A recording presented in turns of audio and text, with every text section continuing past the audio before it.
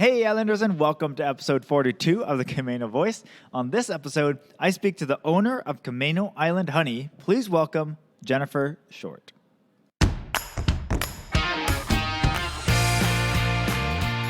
Hi, I'm Brandon Erickson, and you're listening to the Camano Voice podcast, where I interview folks around Camano Island and beyond.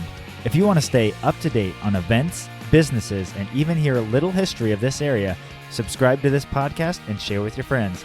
Thanks for listening.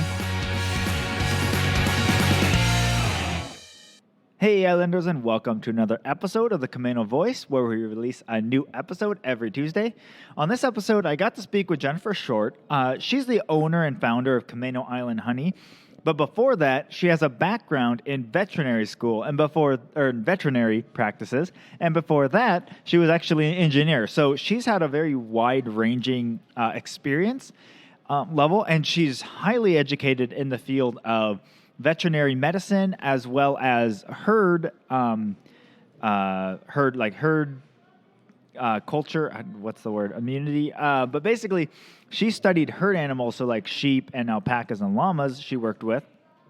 And so anyways, fascinating background, has a lot of experience in all of these things, and then took all that experience and eventually turned that with honeybees and started doing honeybee farming, or beekeeping, I guess is the correct term. So anyways, this was a fascinating podcast to me. She was super interesting, broke things down so that I could understand them. So that's always a plus. And anyways, had a great conversation with her. So please enjoy my conversation with Jennifer Short. Hey Islanders, it's Brandon with the Camano Voice. And today I'm here with the owner of Camano Island Honey. Welcome to the podcast, Jennifer Short. Well, thank you, Brandon. It's nice to be on the podcast. Awesome. So before we get started with everything, tell us a little bit about Jennifer. Well, I am a veterinarian and a beekeeper, and now my job is being a bee veterinarian. It's kind of funny how it's all kind of come full circle, but I'm also on the Washington State Beekeepers Association Board of Directors. And also we passed some legislation last year for pollinator protection. And so I also am on the pollinator task force with the Washington Department of Ag, working on pollinator protection and getting more awareness for pollinators in general. Very cool. Okay.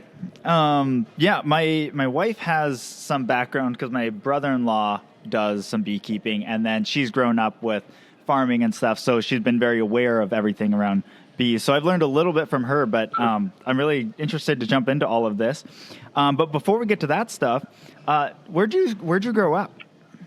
I actually grew up in Pittsburgh, Pennsylvania, of all places. I'm a city girl. Okay. Believe it or not, I actually grew up in the city. And I didn't find my agricultural bent until I moved out here to Washington State when I was a ripe old age of 19. Okay. What was it like growing up in Pittsburgh? Very civilized. It was a very different time back then. 40 years ago, there was lots more cultural relationships and attachments. So you had the Italian section, and you had the Polish section, right? And you had all of that ambiance and all of that food and culture that went around all of those different diverse cultures. Yeah. And so it was very, very warm. It was a warmer time, I think, than what we have now. Okay. Got it. So then, did you live in Pittsburgh all the way through 19? Yes, I was born and raised in Pittsburgh. Okay. So then, as far as like school and everything like that, did you feel the whole time that you were going there, like living in the city and growing up in that environment, did you feel like you wanted to be, like, did you get to do vacations that were like to outside of the city and you like really connected with that, or was that something that was kind of foreign? Well, it really was foreign to me until my father actually moved the whole family from Pittsburgh to the basin over there in Tri-Cities. Oh, nice. Yeah, and he actually took all of us together and moved us, and I'm the oldest, of course. So the whole family moved at one time. It was because Pittsburgh at the time was economically failing, and he was a truck driver, and he Got was it. having problems. And so he and his brother decided to move here to Washington and build houses in the Tri-Cities. And so I kind of got uprooted and moved just because of family circumstances. But once I got out there and all the wide open spaces, I was just in love with the space and the horizon, right? And I just could never get enough of it. And the animals just, it was like I finally found my home. Yeah. So then, I guess during your time in Pittsburgh, before you had moved, did you guys have pets or anything? Did you have much interaction with animals? All we had was like a dog, and it was like a toy poodle of all things. Okay.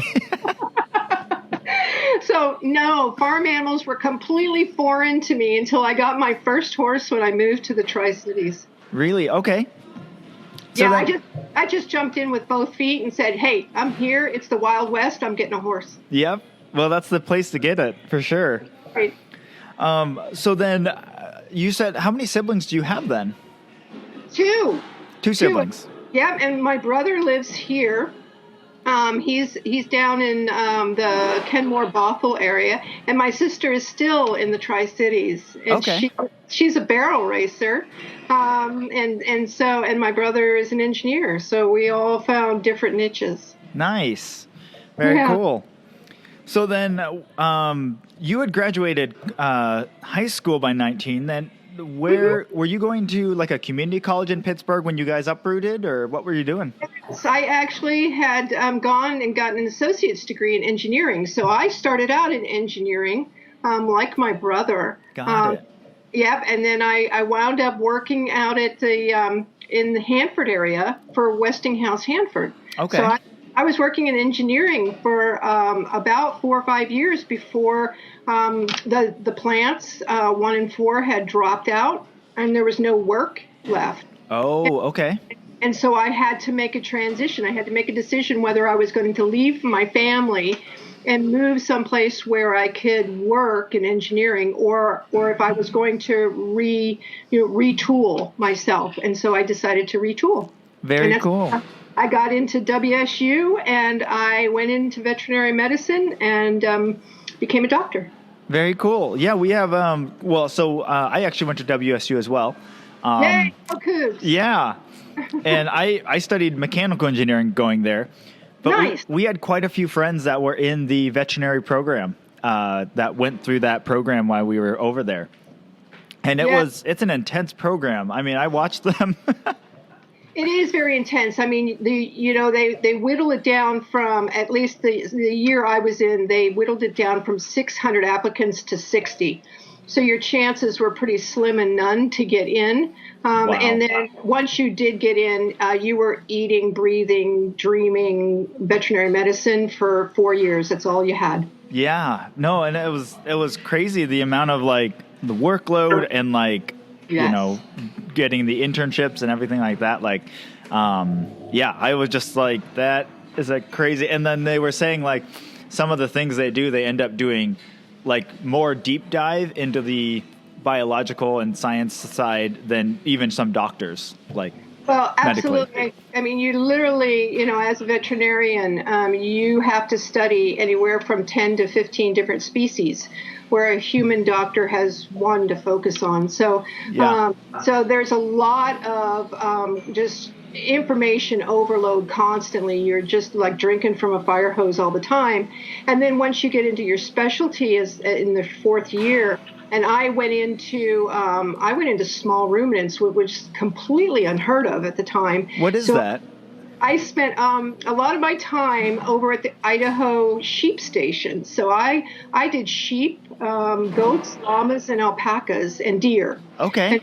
And so that was my specialty. And I studied, I actually went to Australia and did sheep for six weeks during my senior year, just to get a deep dive into sheep, which we didn't have here in Washington. So very cool.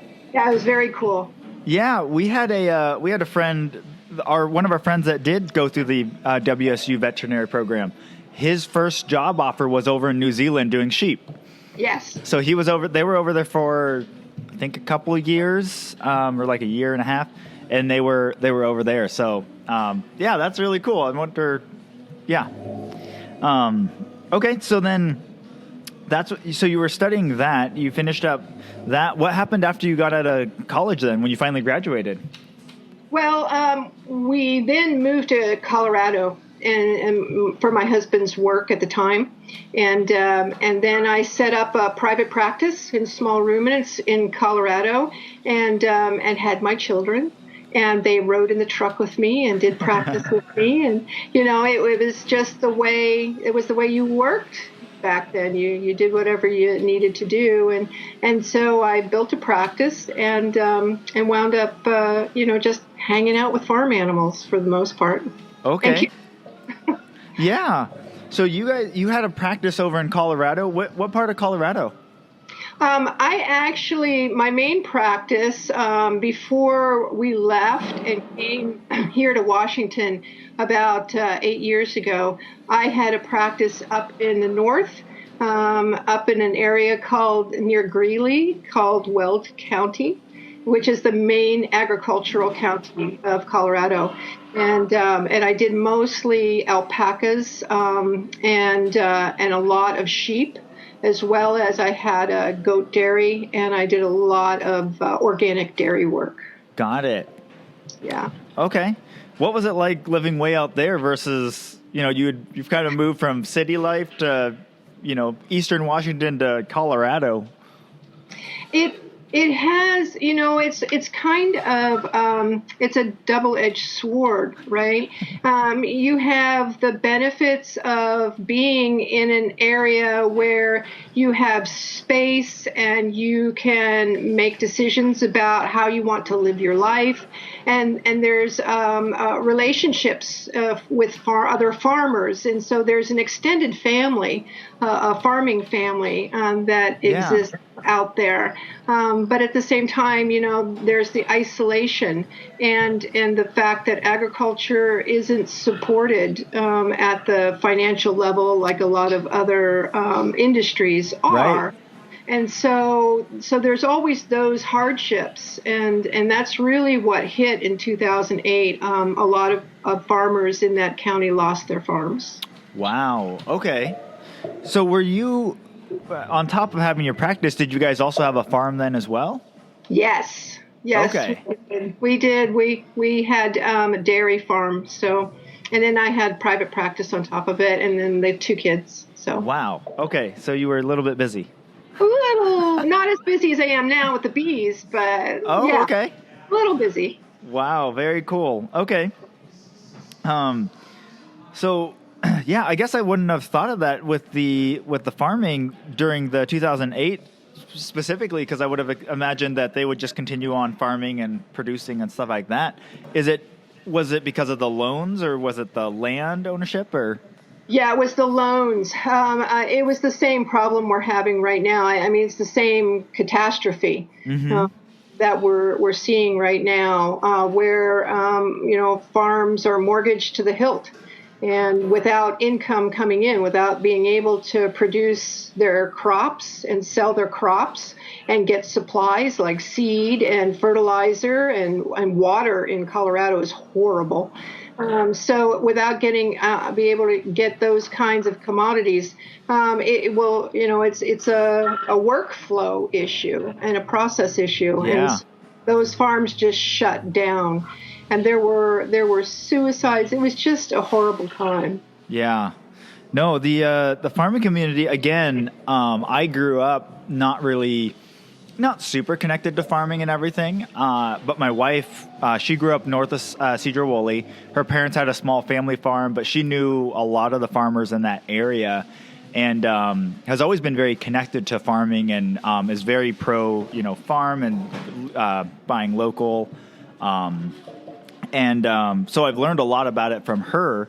But yeah, just the kind of the edge that most farmers live on financially, like they're one bad crop away from not making it or having really hard financial struggles.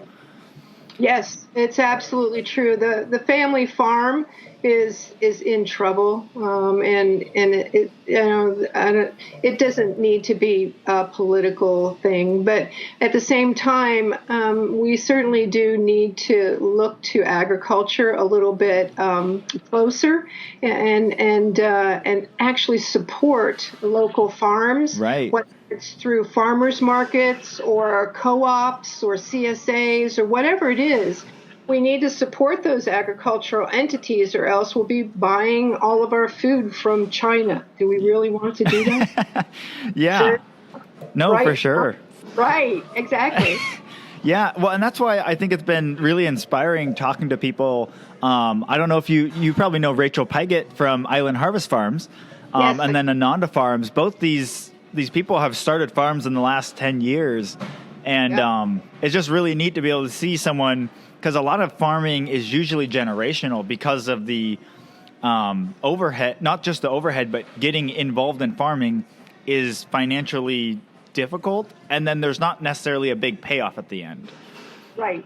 Yeah, you do it it's a labor of love. Yeah. And it intrigues me that, I went to a Women in Agriculture seminar over on Whidbey a few months ago, put on by the WSU Extension. And it was interesting that these women are really, they're putting everything into these farms. They're in 100%, and they're really, they're starting from scratch, because it's not like their family started this farm 3 generations ago. This is something that they've started from scratch. And so that the passion and determination is there, the perseverance of these people to go ahead and actually do something that has such high risk, but at the same time has such return on investment, just for the psychological and an emotional way to go ahead and know that they are doing something for the greater good for people by growing good vegetables or good produce or good beef products or whatever it is. Yeah. They're working their little hearts out to go ahead and make sure that people have quality food here locally. And so we should be supporting them. Absolutely. Yeah. Well, and I think, the other thing that growing up, when I say I wasn't connected to farming and stuff like that, like I was extremely ignorant, probably still am considered very ignorant, but my wife, would introduce me to like, well, there's seasons of things. I'm like, what do you mean? You can go to the grocery store and pick things up at any point.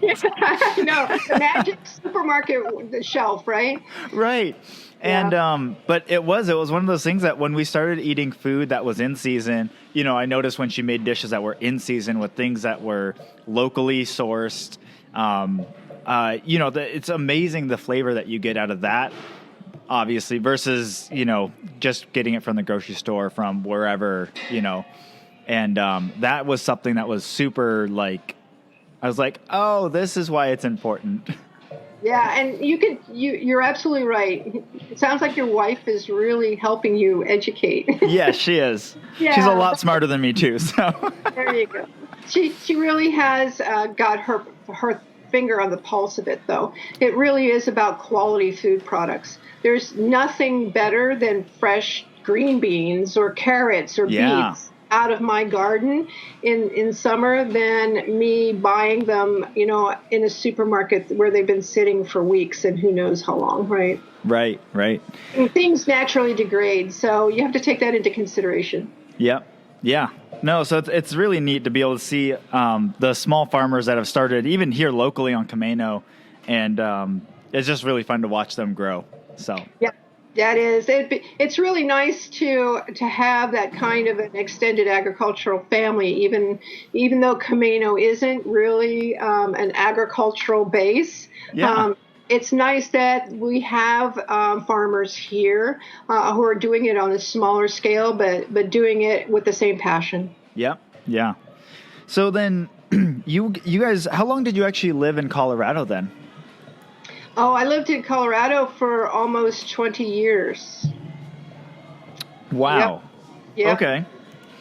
Much different. I I got tired of the desert is what happened to me. Okay. Yeah, Denver is a high altitude desert, like the basin is a low altitude desert. Got it. And so I just decided that I had enough of the brown, and that I needed to get back to my Pennsylvania roots and go someplace green for a change. Yeah. And I'd always loved coming over here to the west side when I was in the basin. And so when we decided to come back to Washington, I said, yeah, it's got to be on the west side. Sorry. Okay. How did you end up finding Camano then? I had always, on my trips here, I'd always been in love with the Skagit Valley. Oh, yeah. The farming and the beauty of it. There's just something that just speaks to my heart here in this area. And so when we came and started looking around for some place to call home, I just said, Skagit is where I really, really want to be. And then we had an opportunity to come out here onto the island where it's a little bit more isolated. And I liked it. So. Yeah, very cool. I actually live in Mount Vernon, so nice. Yeah, so we love the Skagit Valley, and it's nice to be part of this kind of whole community from Camano up, and that's nice. Yeah, and I have a ton of friends and associates and colleagues over on Whidbey as well. So all of Island County, even though we're separated by water, it just doesn't seem like it a lot of the time because we have this relational thing between the islands. Yeah. Yeah, for sure. So then, so once you moved here, did you know what you were moving back to? Were you planning on starting a vet practice again, or what was kind of your thought process moving here? No, I kind of was retiring from veterinary medicine at that time. Large animal vets don't have a long shelf life.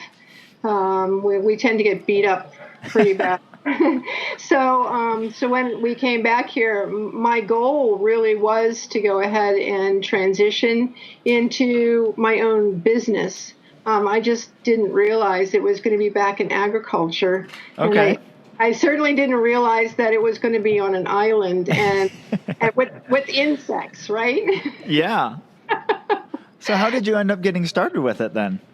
I have to blame it on my daughter-in-law. So she'll love this, right? So I was sitting here pondering, the meaning of life without agriculture, and I had been having problems with my garden being not as productive as I thought it should be, and so it just kind of a lot of things kind of came together, and she said, this bees in a box, kind of like dairy. You should try this. I thought, what are you talking about? Bees in a box is like dairy, right? And she said, oh, yeah, you just go ahead and you harvest the honey instead of harvesting milk, right? And I thought, okay, that's a little bit thinking out of the box, but let's see. And I did some research, and lo and behold, there's like 60,000 of them in a box, and they produce honey instead of milk, and I extract it instead of milking it, and it's a lot less expensive to get it out of a bee than it is out of a cow. So it started with just a few little colonies, and now it's huge. It's crazy. Wow. So how many colonies do you have then now? I'm running currently between 120 to 150. Wow. So yes. Then, and for those who don't know, and including myself, how many bees is that approximately? Like, do colonies normally average a certain size, or? Yeah, they'll average about 60,000, kind of at peak in the summertime.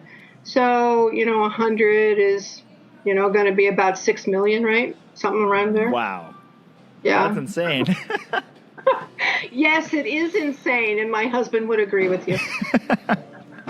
Oh, very cool. So then, how was it getting started then? So you start learning about bees, you get your first your first few colonies. where did it go from there?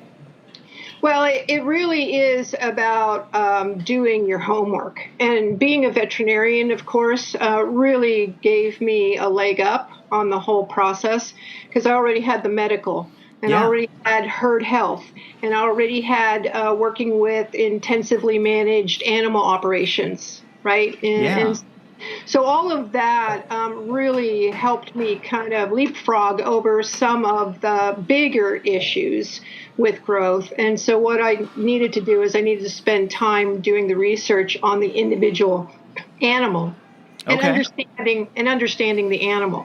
And so I spent a whole year, almost a year and a half, really studying bees and making sure I understood how they work, all the anatomy, physiology, the diseases. I went back to school literally with myself and got an education in how to manage bees.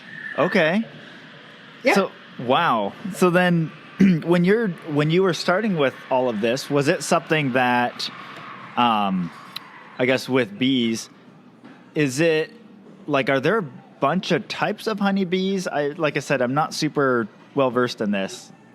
Well, honeybees, Apis mellifera, is a certain genus and species. It's actually the European honeybee, and it was brought over in the 1600s by some of the initial settlers from Europe. There are a lot of other pollinators here, not only in Washington State, but across the U.S.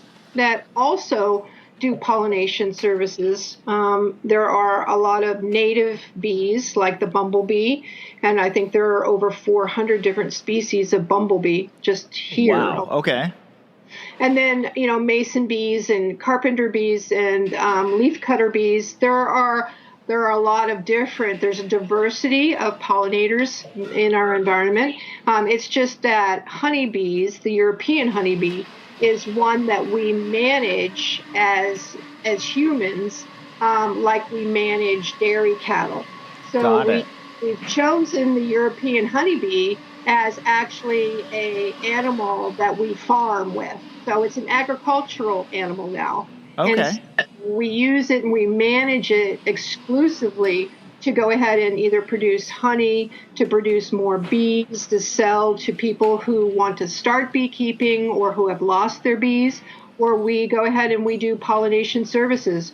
There are lots of different product lines and revenue streams for the managed honeybee that different commercial operations and sideliners do all across our country.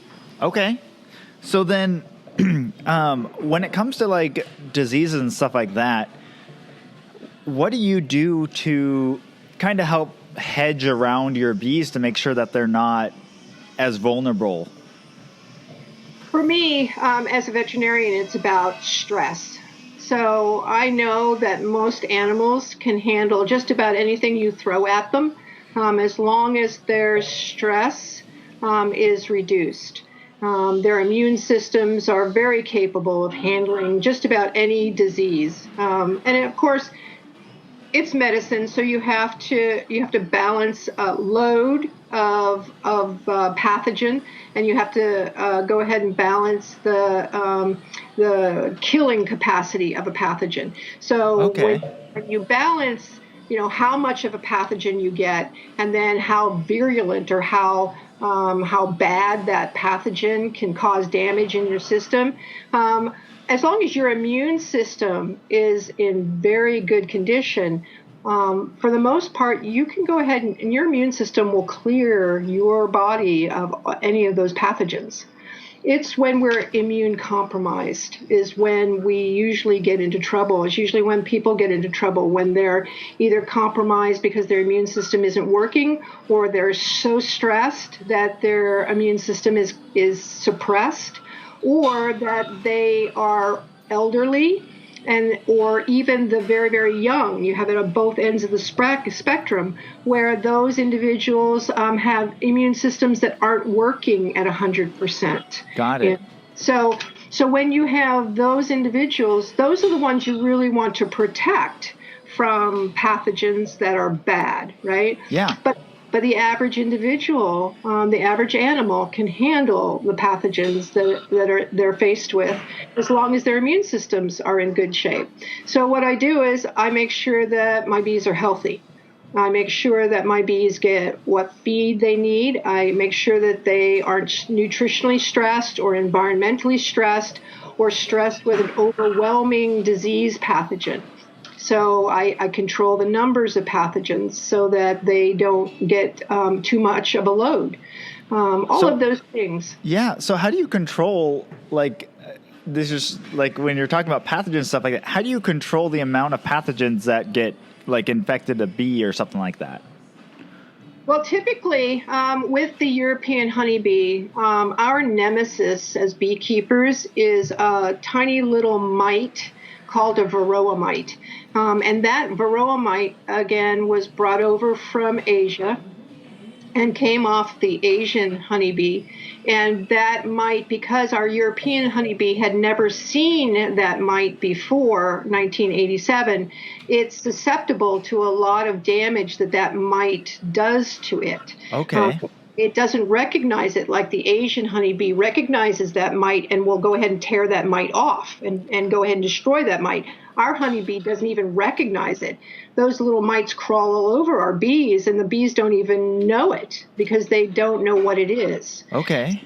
So to go ahead and control the pathogens that the bees are exposed to is about controlling that mite, because that mite carries now, I think it's 24 or 27 different viruses that kill bees.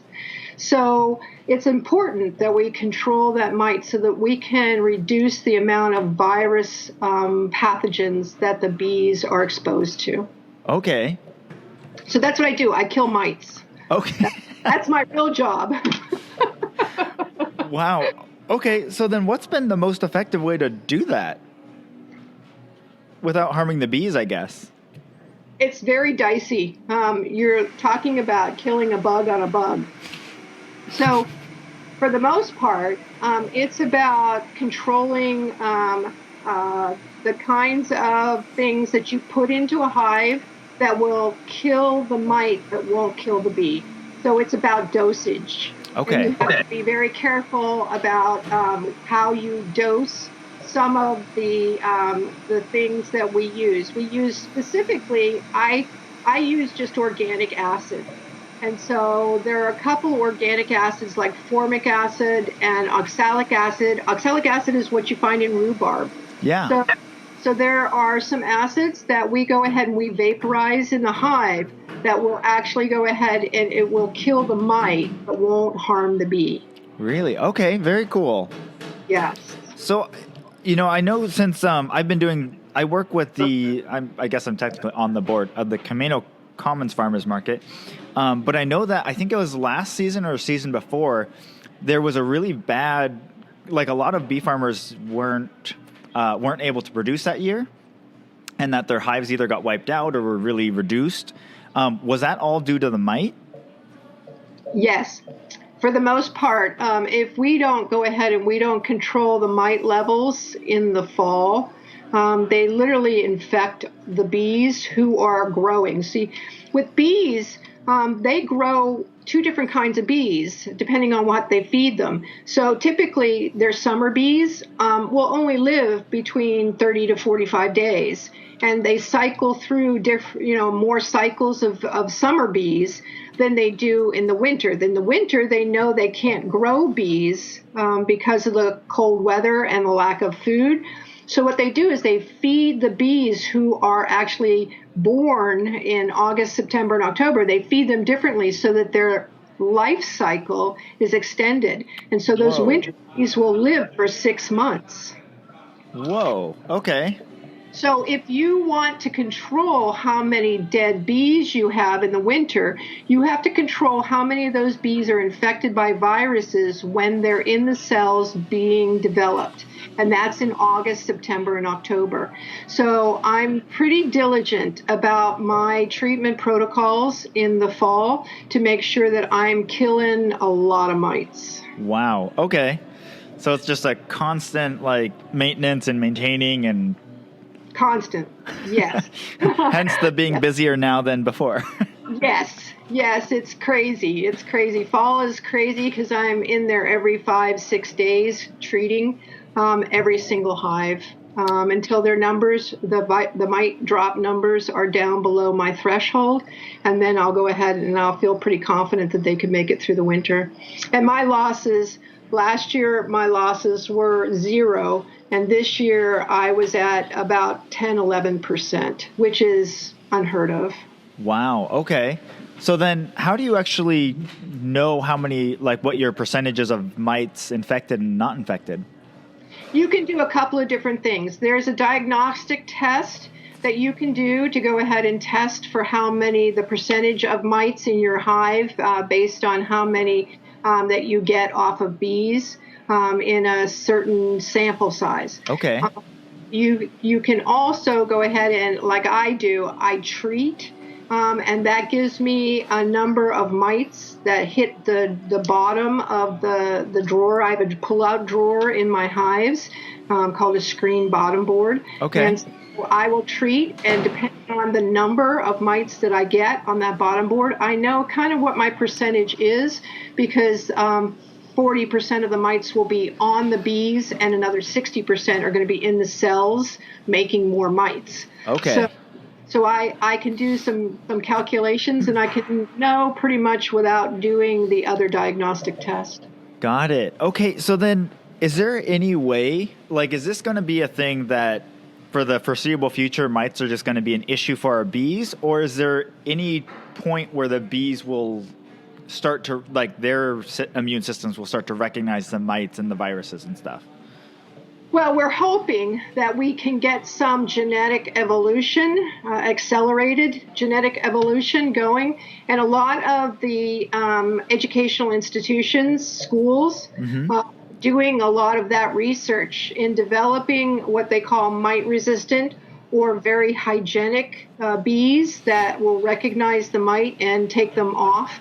So a lot of that research is being done. Washington State Beekeepers Association just did a huge donation to the new bee lab in Othello for Washington State University. So we're hoping that we can get more of that research done so that we can get some bees, a better bee that will go ahead and not need as much treatment. Okay.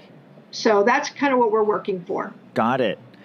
Okay, and then another question on this, and I don't know if this is in like conspiracy level or how much data there is behind it, but I've heard about that some of the bees are having issues with like kind of finding their way to stuff due to the way increased level of mobile signals and like radio signals and all that. Like, have you heard anything along those lines? You know, I haven't. I know there's a whole lot of 5G conversations going on right now about that kind of electromagnetic fields. Right. And I haven't seen any research yet to go ahead and make a kind of an educated decision or have a position on it, because I just haven't seen the data, the research that tells me whether or not that is true. Until I see data, I won't make a decision about whether or not I have a position. But certainly we haven't really done enough research yet, I don't think. Yeah, well, it's also very new. I mean, we're talking in the last 15 years or so that we've really seen this spike in signals. What's interesting is that bees do have an electromagnetic field. So, and that's how they actually sense the pollen. Okay. Granules and things. So there is some real physics behind them having that kind of capability. It's just a matter of figuring out if what we're doing is interfering with that. Right. And overall, from your research and from what you have data-wise, are honeybees throughout the U.S., are they at a good point right now, or are they weaker than they've been in the past? Where do you kind of feel they are? Well, it's interesting because I just did a presentation for a club on this particular information, and it really is the bees are doing fine as far as managed bees. Okay. Because we're taking care of them, right? And we're replenishing our colonies every season. The beauty with the honeybee is that they have this propensity, this drive to go ahead and make more of themselves. So every season they want to swarm. They want to double their numbers so they can split in half and make more. Okay. So as long as beekeepers are using that natural, innate swarm reproductive capability, we'll continue to go ahead and keep our numbers, I think, where they need to be in order to get everything pollinated that needs to be pollinated and get our agricultural entities as far as having enough pollinators. But it's always a struggle. I mean, we're always fighting an uphill battle between disease and adulterated product coming in from other countries. So our revenue streams are depressed. So there's always a struggle. It just never seems to be easy out here in farming. Yeah, never the easy road. No, it's not. All right. So then what are some of or I guess, where do you kind of see as the future of Camano Island honey? Well, it's interesting, Brandon. That was an easier question 2 months ago, right? Yeah. So now that I have to actually think about that particular question and where we are, I think that, we're still alive and we're still moving forward at Camano Island Honey and Sanctuary Farms Apiary. Which I think is a testament to the fact that, we're working hard. We're being determined. It's not just a job. It's a passion. It's a mission. It's a calling. And so, for a farmer, it's not easy to just walk away and call it quits because you're then lost. Yeah. You just don't have any purpose, where you had this tremendous purpose just a moment ago in feeding our country and making sure that children had good food to eat and all of those really important and worthy purposes. You've lost that if you walk away. And so farmers just don't walk away.